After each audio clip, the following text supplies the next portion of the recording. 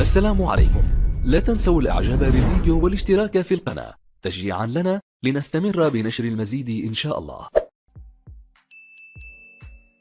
أمر رئيس الجمهورية عبد المجيد تبون اليوم الاثنين الحكومة بتوفير كل الظروف الملائمة خلال شهر رمضان لتوفير السلع الاستهلاكية. وحسب بيان رئاسة الجمهورية فلقد أصدر الرئيس تبون أيضا تعليمات للحكومة بمواصلة محاربة المضاربة طوال السنة وكشف المضاربين ومخططاتهم للرأي العام، بالإضافة إلى تشجيع الفلاحين على البيع المباشر لمنتجاتهم وتخصيص مواقع لنشاطهم خلال شهر رمضان.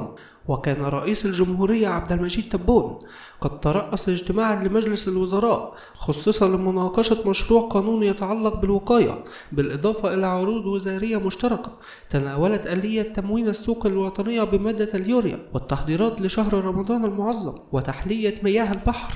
وفي الأخير شكرا لكم والسلام عليكم ورحمة الله وبركاته.